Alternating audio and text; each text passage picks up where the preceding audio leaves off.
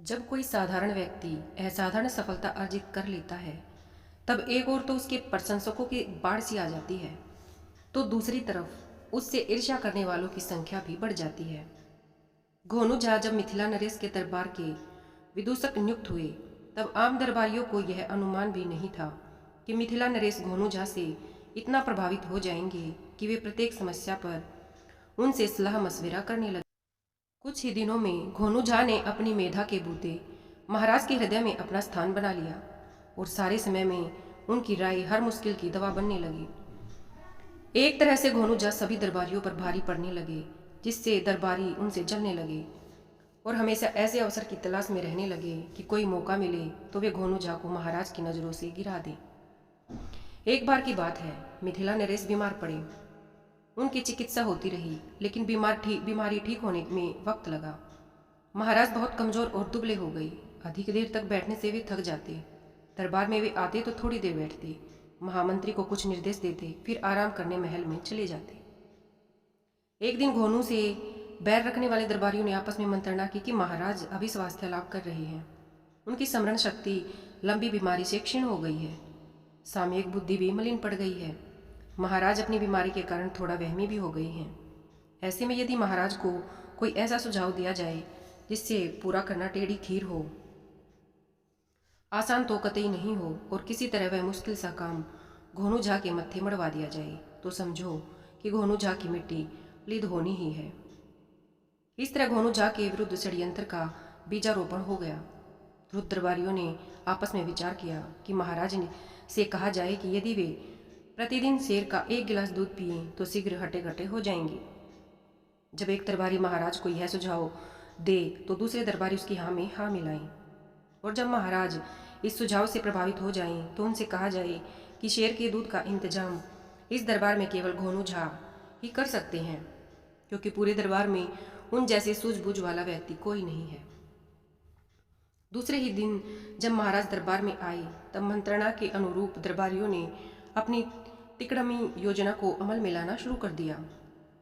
महाराज अपने आसन पर बैठे ही थे कि एक दरबारी ने अपने आसन से उठकर कहा कि महाराज, आप अपने स्वास्थ्य पर ध्यान दें, दवा दारू ठीक से कराएं। क्षमा करें महाराज, मैं छोटी मुँह हूँ, बड़ी बात कर रहा हूँ, मगर क्या करूँ, आपकी यह हालत मुझसे देखी नहीं जाती।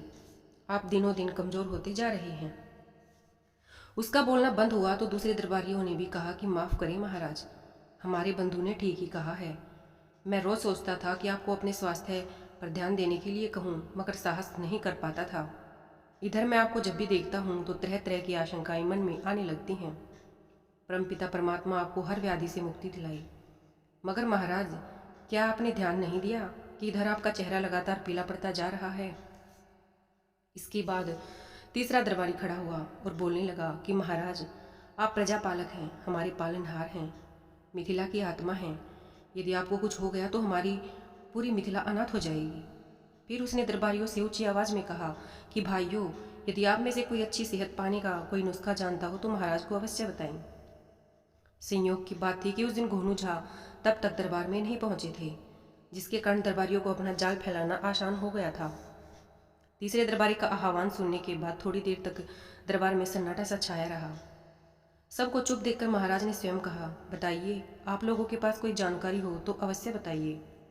तब दरबार का सबसे स्वस्थ कारिंदा बोला, महाराज, मैं भी एक बार बहुत बीमार हो गया था। वैद्य की चिकित्सा का मेरे रोग पर कोई असर नहीं हुआ।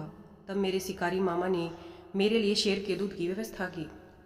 बाघ का मांस घिसकर शेर के दूध में सुबह शाम चटाया गया, जिससे मैं फिर से सेहतमंद हो गया। महाराज, मैं एक अजीब सी उत्सुकता पैदा हो गई थी महाराज में।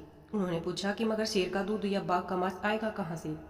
तभी एक दरबारी ने कहा कि महाराज, यह काम तो कोई सूझबूझ वाला आदमी ही कर सकता है।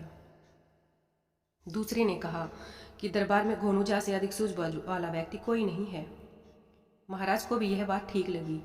वे घोनू झा की प्रतीक्षा करने लगे। घोनू झा जैसे ही दरबार में आए, वैसे ही महाराज ने उन्हें आज्ञा दी, पंडित जी, मेरे लिए प्रतिदिन एक गिलास शेर के दूध की व्यवस्था करें, और हो सके तो थोड़े से बाघ के मांस की भी।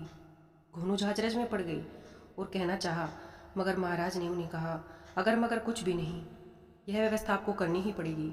घोनू झा चुप रहे। कहते भी क्या, दरबार से लौटकर घर आए तो अनमने से रहे।